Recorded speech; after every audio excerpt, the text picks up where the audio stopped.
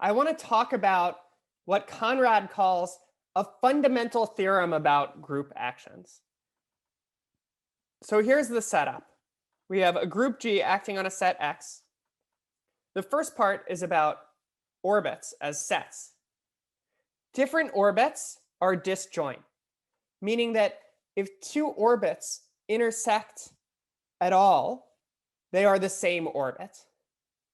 And the orbits form a partition of X. So now we know that the different orbits have trivial intersection between them. So we get a bunch of disjoint sets, these disjoint orbits, and every element of X is in some orbit, right? Like the axioms of a group action tell us that 1 acting on X is equal to X. So every element is in its own orbit for sure. Okay. For the next part, let's take an element in our set X. The stabilizer of that element is a subgroup of G. So I know in the previous video, I had been talking about stabilizers as sets, but stabilizers are always subgroups of G. So you could ask, if you have an element X in your set, how is the stabilizer of X related to the stabilizer of the element in the set G acting on X? We'll see that the stabilizer of G acting on X is the conjugate of this subgroup, the stabilizer subgroup, by G. So it's the set G stabilizer of X, G inverse. So one thing that we're seeing here is even if your group action has nothing to do with a group acting on itself by conjugation, we're seeing conjugation arise naturally here.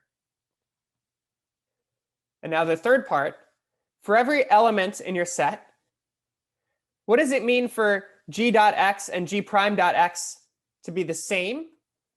They're the same if and only if G and G prime lie in the same coset of the stabilizer of X in G. So just as like a check to see that that makes any sense, what if they both lie in the stabilizer of X? Well, that's one of the cosets of the stabilizer of X. Being in the stabilizer exactly means that G dot X equals X. If G prime is also in the stabilizer, G prime dot X equals X. So this statement checks out for that particular left coset of the stabilizer in G. Okay. The next part of this last of the three statements here is that if X and Y lie in the same orbit, you take the set of G in the group so that G dot X equals Y. And this is a left coset of the stabilizer of X in G. So first, again, what if Y is equal to X? Then they're definitely in the same orbit. And the set of all G and G so that G dot X equals X is a left coset of the stabilizer in G. That is the stabilizer of X. So OK, so if Y equals X, this definitely makes sense. And you can maybe believe that it works in general. And then the size of your orbit of X, or more often this is called the length of the orbit, is equal to the index of the stabilizer of X in the group G, the number of left cosets of the stabilizer of X in G. And maybe this is believable because we've just said that something about a left coset of this stabilizer of X in G. All right, so this last part is really important, that the size of an orbit or the length of an orbit is equal to the index of the stabilizer of the corresponding element. That often gets called the Orbit-Stabilizer formula, and that's going to have lots of interesting applications in group theory. So what I want to do in this video is actually tell you a bunch of consequences of this big theorem. And then in the next video, we'll give the proof of this theorem. But I want to do the consequences first to convince you that proving this theorem has such a big payoff that it's worth going through the details of the proof. So I'll pause and erase, and we'll start talking about consequences. Let's talk about some consequences of this big theorem. First, let's say that G is a finite group acting on a set X. Then the length of every orbit divides the order of G. So why is that true? I mean, now we know by the last part, the Orbit-Stabilizer Theorem part, that the length of the orbit of X is the index of the stabilizer of X in G. So what's true about this index? G is a finite group. Why does that matter? Because we want to apply Lagrange's theorem. So by Lagrange's theorem, not only does the order of a subgroup divide the order of the group, but the index of a subgroup also divides the order of the group. So by Lagrange's theorem, this index divides the order of G. Okay, the next statement is that points in a common orbit have conjugate stabilizers. So what does that mean? You take a subgroup, you conjugate. A consequence is that all of these stabilizers have the same order. So you have a finite subgroup of a finite group. It has some size, and all of the conjugate subgroups have that same size. So to do the proof a little bit carefully, let me say that if y is in the orbit of X, what does that mean? That means that y is equal to little g acting on X for some element G in G. And then part of this theorem is to say the stabilizer of y equals the stabilizer of G dot X, which the theorem says is the conjugate of the subgroup stabilizer of X by G. So that's it. So how about a next result? So let's drop this finiteness assumption for the group, but now put a finiteness assumption on X. So let G be a group acting on a finite set X.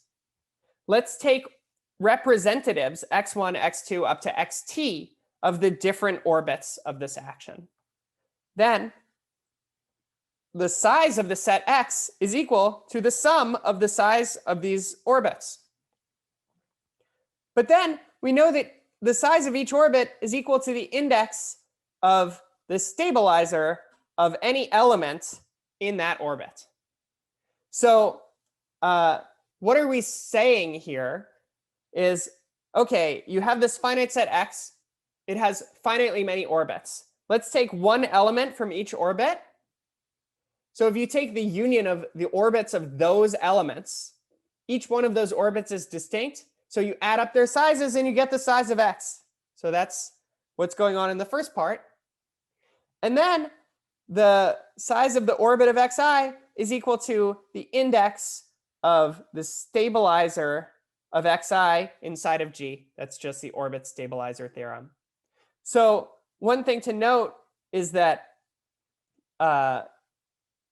if you pick a different representative of the orbit, if you switch out like x1 for some other element that's still in that orbit, the stabilizer of x1 might not be the same as the stabilizer of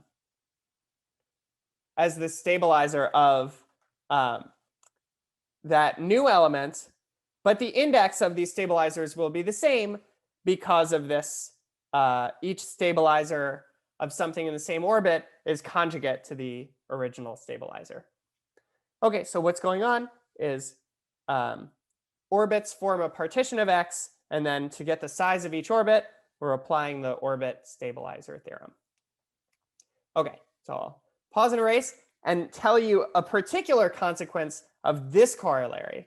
So now this is just for a general group acting on a finite set X, but if you pick a particular group action, this formula becomes very important. Let's focus in on a consequence of this corollary. So if you take your finite set X to be a finite group G, and also choose G to be that same group, where the action is conjugation, what does this tell you?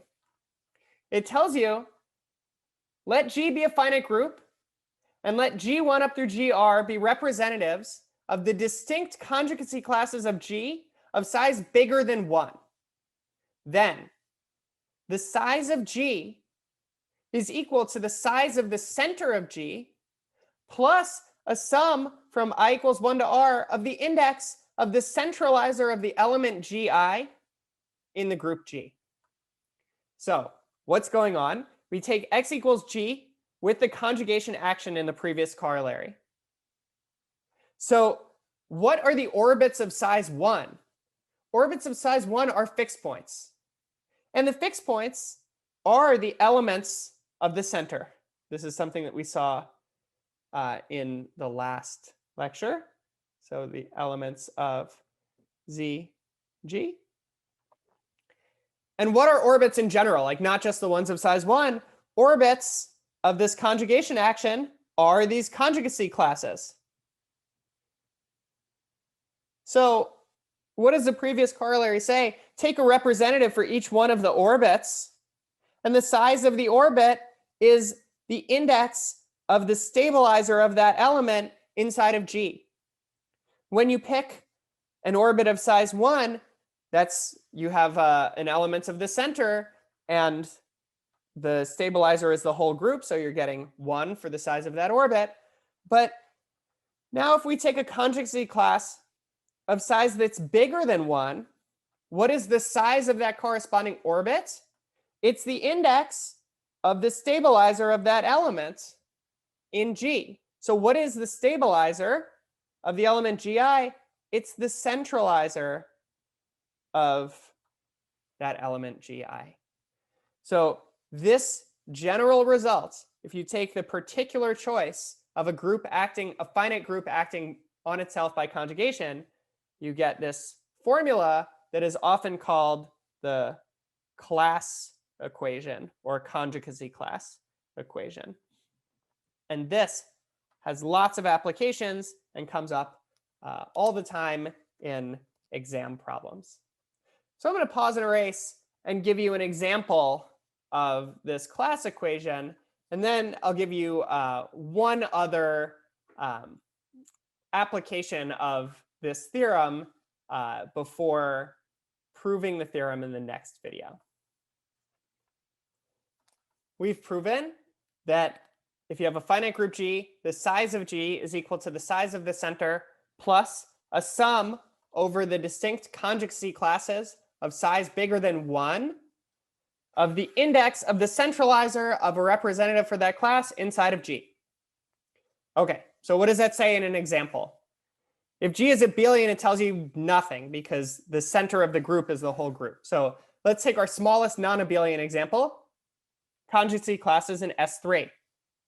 So the center is just the identity. So that's in its own orbit. It's the only orbit of size 1. It is straightforward to see that the 3 transpositions are all conjugate to each other. And nothing else is in that conjugacy class. So that's a conjugacy class of size 3. And the 2 3 cycles are also conjugate to each other. So that's a conjugacy class of size 2. So we're seeing that the order of every conjugacy class divides the order of the group. Why is that? Well, it's the size of an orbit, or it's the index of the stabilizer of an element of that conjugacy class in the group. So the index of a subgroup divides the order of the group. So here the class equation is saying 6 equals 1 plus 3 plus 2. Just to say, like, what is the stabilizer of an element in each of these conjugacy classes? If you take the stabilizer of 1, 2, that's just the centralizer of this element 1, 2. And that is just the identity and 1, 2. Nothing else is going to commute with this element. So I guess really for notation, this should be centralizer of the permutation 1, 2. So what is the stabilizer of the element 1, 2, 3, the 3 cycle? Again, it's not hard to check that this is just the cyclic subgroup generated by 1, 2, 3. So you might wonder, what about conjugate classes in Sn for larger values of n? And that's something we'll come back come back to in a few lectures at the end of chapter 4 of Dummett and Foote. This is one of the topics.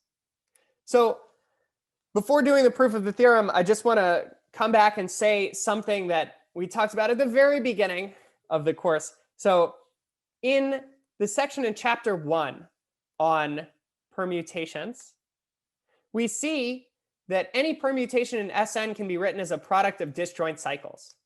But Dummett and Foote defer the proof that that decomposition as a product of disjoint cycles is unique up to the ordering of factors until now. And how do they talk about it? Well, if you have any permutation in Sn, take the cyclic subgroup generated by that permutation, and that acts on the set from 1 up to n. So this cycle decomposition gave us one way to write sigma as a product of disjoint cycles. But how do you know it's unique?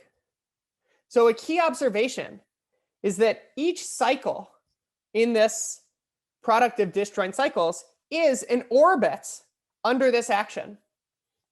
But a cycle has an order to it, and an orbit is just a set. So in fact, you can order the elements inside of one orbit by just picking one, and then where does sigma send that element, then where does sigma send that element, then where does sigma send that element, until you finish the orbit and come back to where you started. So you get each cycle is an orbit with an order attached to it. So you can use this to see that this cycle decomposition is unique up to the order of factors. So I don't want to do all the details here. I'll say you can read about this at the very end of section 4.1 of Dummett and Foote. One sort of key idea would be if you had a different way to write your permutation as a product of disjoint cycles, if any one of those cycles is not an orbit of this action, then you run into trouble.